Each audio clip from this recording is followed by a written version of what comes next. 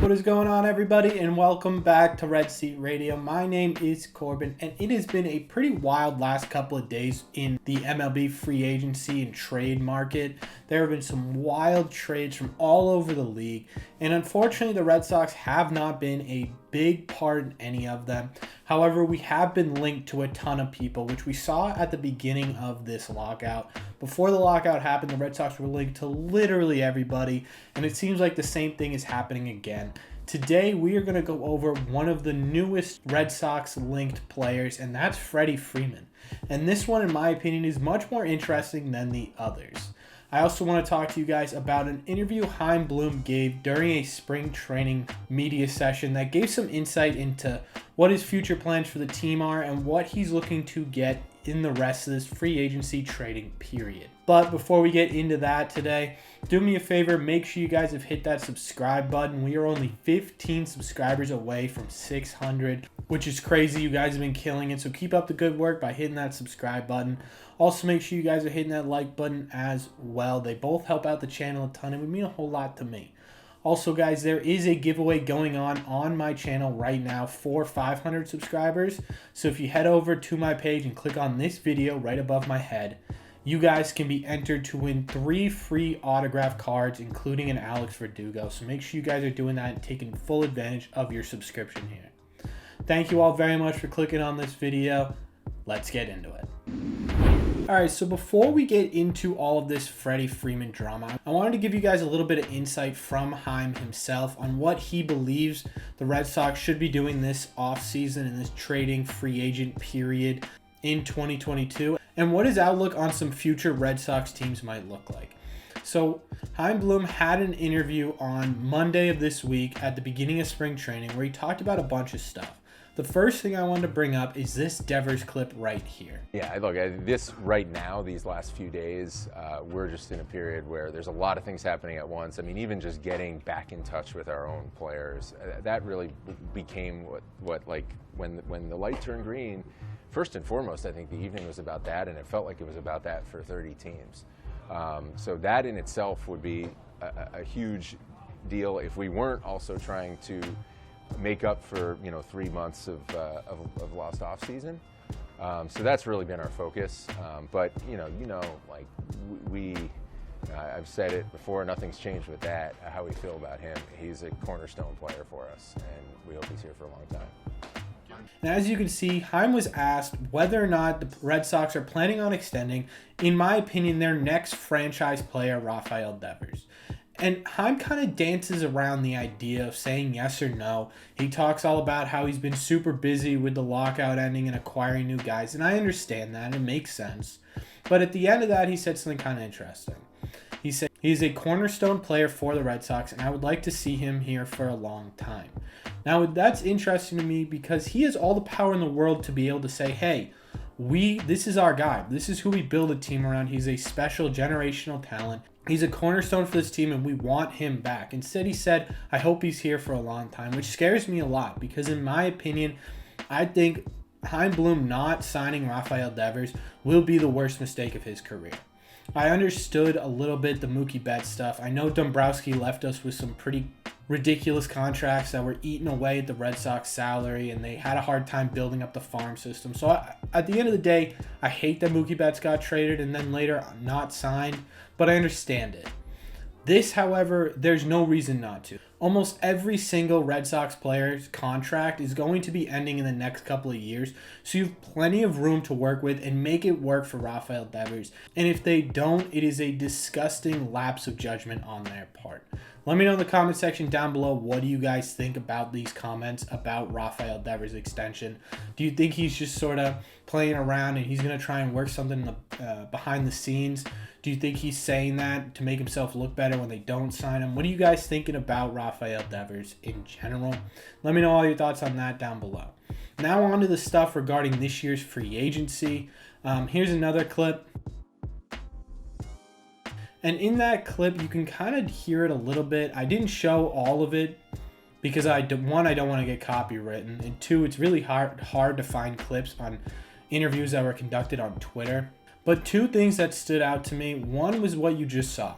where he said he's almost specifically that he's looking to add another righty bat to this lineup and maybe even an outfielder, which in my eyes screams Seiya Suzuki, but it could really be a ton of other guys. You've got Conforto, you've Castellanos, Schwarber's always out there. I know he's not a righty, but he's still that outfield guy. And the other thing that he mentioned in this interview that I couldn't find a clip of was he said that someone asked, like, hey, you guys trying to stay under the luxury tax this year? Guys trying to stay under the luxury tax in the future?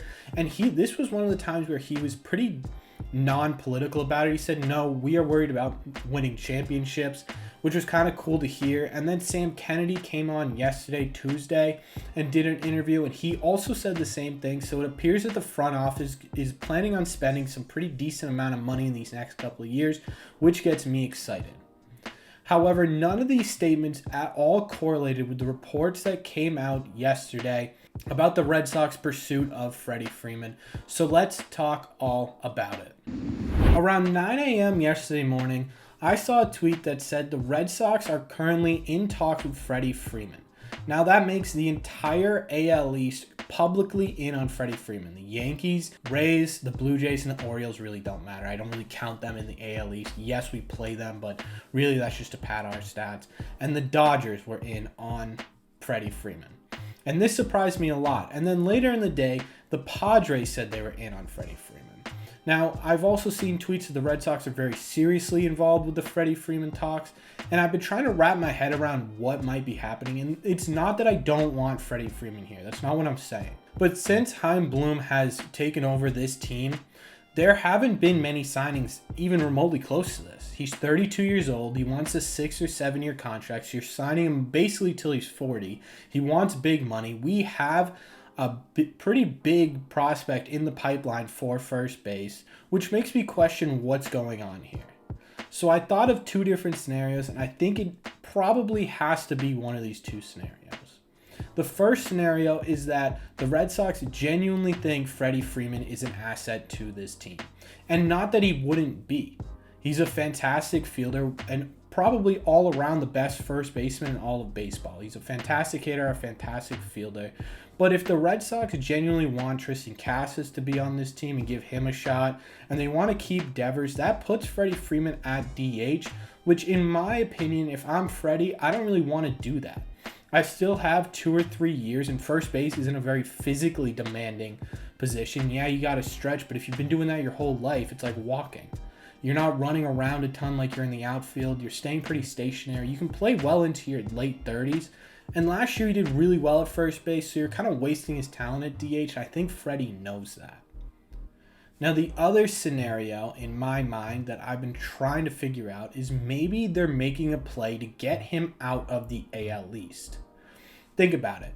If Freddie Freeman goes to the Yankees, the Rays, or the Blue Jays, it's washed, right? The Blue Jays already have one of the most stacked lineups in the entire MLB. The Rays are always really good, and the Yankees are the Yankees. They haven't been able to put it together, but maybe Freddie Freeman's that missing piece, and that's really scary to the Red Sox, and it should be to you and I. So maybe what the Red Sox are doing is they're bidding Freddie Freeman up to a point where no one in the AL East can afford him. The Rays typically don't spend a ton of money. They might have a little bit of money to work with, but I wouldn't imagine they'd go out and spend huge amounts of money on Freddie Freeman when they're mostly focused on flipping prospects. The Blue Jays got Vladimir Guerrero's payment coming up in a couple of years here. They've got a ton of young superstars on that team who are going to demand a pretty big lump sum of money eventually in their career, and locking up Freddie Freeman for a pretty big deal, while it would help them now, in the future, if the Red Sox can drive up the price point enough, could really hinder them and take them out of the running. And obviously the Yankees are going to have to deal with Aaron Judge this offseason, so I wouldn't be super surprised if the Yankees would be pretty quick to be out on them too. Also considering that they have a pretty good connection with Anthony Rizzo as well, and he's a fairly solid first baseman. So if the Red Sox can drive up the price enough and push him to the NL and not have to worry about him till what, maybe October, if the Dodgers can do well all year, or the Padres can do well all year and pray to God Tatis comes back in a certain amount of time. Like it's a perfect scenario in my mind. That would be a genius play by Chaim Bloom. And maybe I'm giving him too much credit here. Maybe he's genuinely in on Freddie Freeman but doesn't want to spend a ton of money. There are a billion different possibilities. Let me know in the comment section down below which scenario makes more sense to you. He's a genuine asset and the Red Sox want him, or he's a genuine asset and a threat and the Red Sox are trying to move him out of the AL East. Let me know all your thoughts on this topic down below. As always, if you've made it to the end of this video, make sure you guys are hitting that subscribe button.